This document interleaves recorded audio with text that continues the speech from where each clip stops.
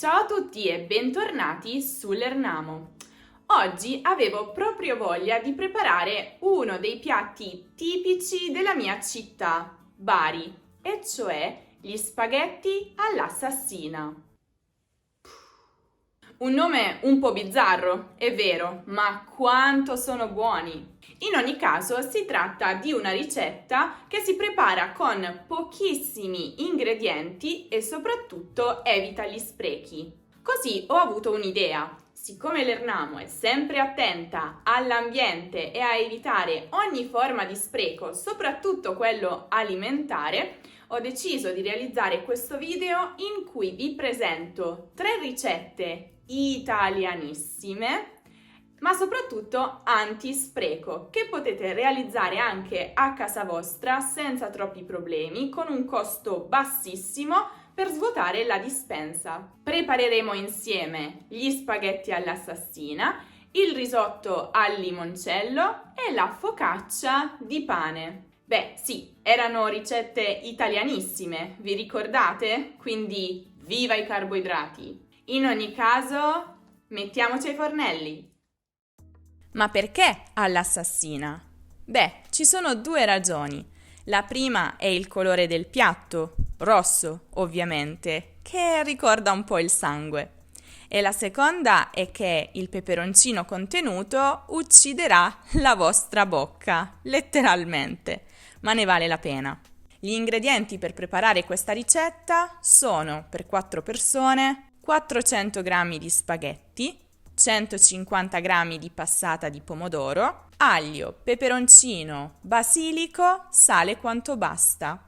Per prima cosa dovete versare in una padella olio e aglio e farli scottare un po'. Se l'aglio non vi piace potete anche non metterlo, altrimenti dopo questo procedimento potete toglierlo. Quindi aggiungete la passata di pomodoro,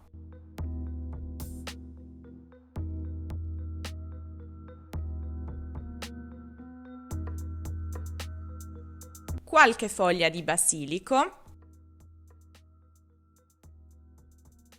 sale,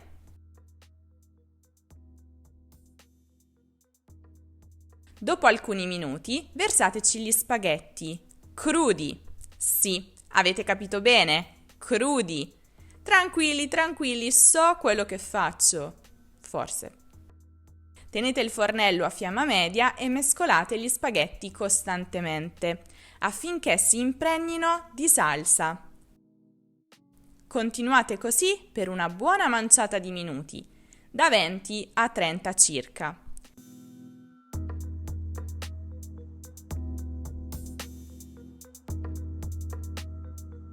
E non dimenticate il peperoncino.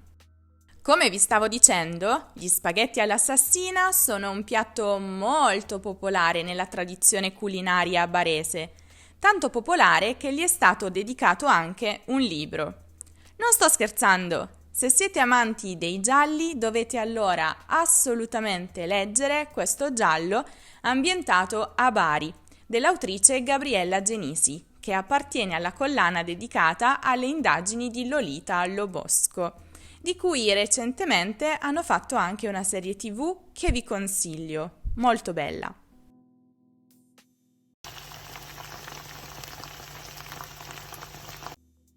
Verso la fine del tempo vi accorgerete che la salsa comincerà a bruciacchiare e si sentirà il rumore di spaghetti che si attaccano sul fondo della pentola.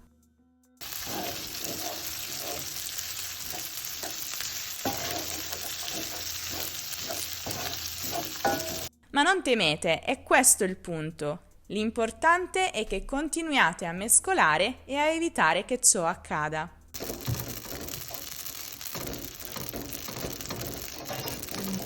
Quando vi accorgete che gli spaghetti sono cotti, pur mantenendo la consistenza dura, e sono anche un bel po' bruciacchiati a seconda dei vostri gusti, potete spegnere la fiamma e servire. Nulla di più semplice, no? Credetemi, sono buonissimi e piacciono proprio a tutti, nessuno escluso. Se invece dopo una festa vi avanza un po' di limoncello, allora rimanete sintonizzati per la prossima ricetta. Per questo piatto vi serviranno per 4 persone 280 g di riso, 60 ml di limoncello, 500 ml di brodo vegetale, buccia di mezzo limone grattugiata, olio, basilico, sale, pepe, parmigiano grattugiato e burro quanto basta. In una padella mettete dell'olio con delle foglioline di basilico tritate o a pezzettini.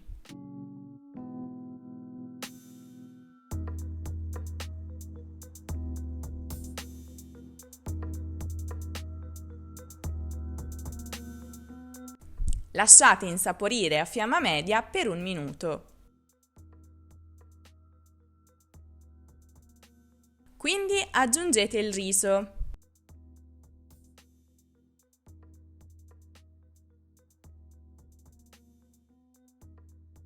Passate la fiamma ad alta e fatelo tostare.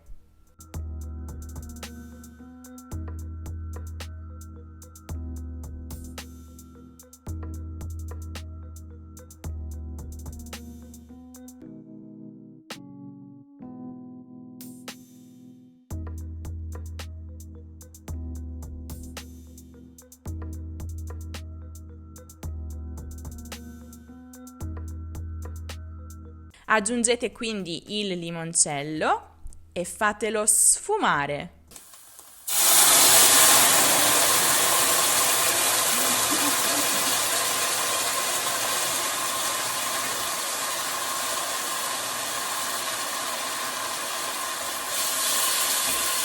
Ok, attenti a non bruciare nulla.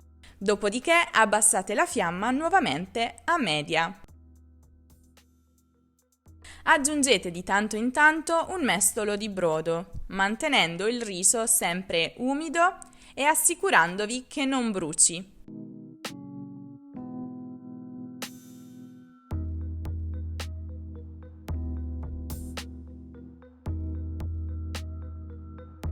Continuate così per 20-30 minuti.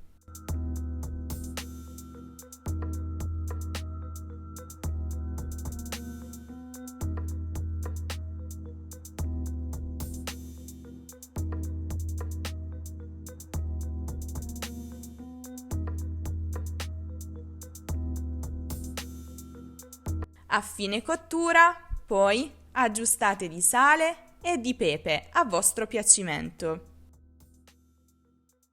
Fate quindi mantecare il riso con del parmigiano, una noce di burro e la scorza di limone.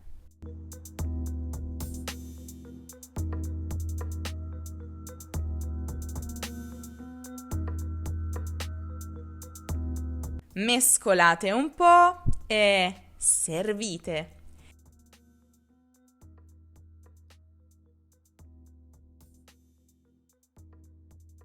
Se amate il sapore del limone e il limoncello, non ne potrete più fare a meno. Per me almeno è stato così.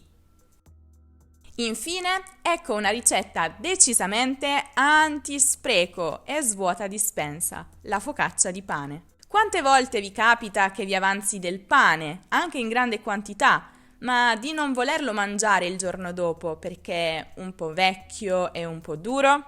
Ebbene, in questi casi spesso lo si getta.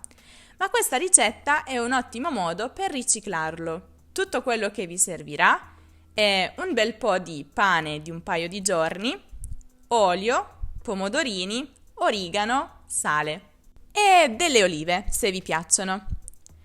Per preparare la vostra focaccia disponete della carta da forno su una teglia, quindi metteteci un po' di olio. Dopodiché tutto quello che vi resta da fare è riempire una ciotola con dell'acqua.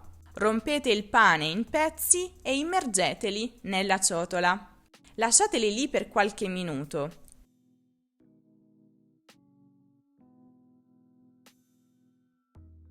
Quindi prendeteli, strizzateli, Fateli in pezzi ancora più piccoli e inseriteli nella teglia.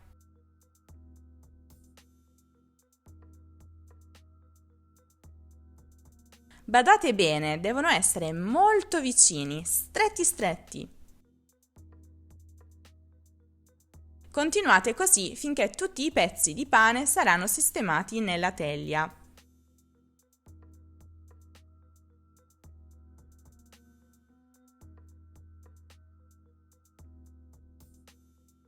Poi pressate per bene con le mani finché tutto risulterà compatto. A questo punto la base della vostra focaccia è pronta e potete condirla. Aggiungete sale,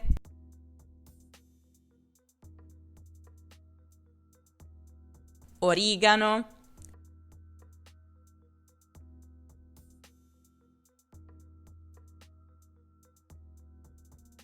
olive,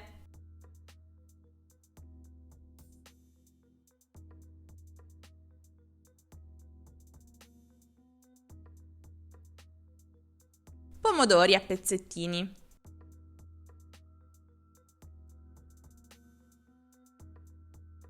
olio,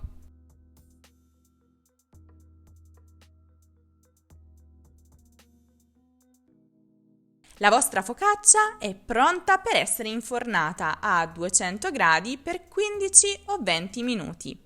A cottura ultimata sarà così. Credetemi, ne vale la pena. È croccante e saporita e piace a grandi e piccini. Potete ovviamente mangiarla con un tagliere di salumi e formaggi o anche insieme a un'insalata. Cosa ne pensate di tutti questi piatti deliziosi? Vi assicuro che sono buonissimi, uno più buono dell'altro. In ogni caso, se la focaccia di pane proprio non vi convince, ho realizzato il video sulla ricetta della focaccia barese originale, quindi se avete per esempio degli ospiti e volete preparare quella originale, date un'occhiata a quel video. Lo potete trovare qui in alto nella card o giù nella descrizione. Come sempre vi ricordo che se preparate queste ricette a casa, scattate tante foto e inviatecele per email, sui social, su Instagram, su Facebook, su Twitter, dove volete. Insomma, per favore taggateci così le posso guardare e posso giudicarle. No, sto scherzando, saranno sicuramente buonissime. Come sempre, se invece avete voglia di ripassare un po' di grammatica, potete passare dal sito lernamo.com. A presto!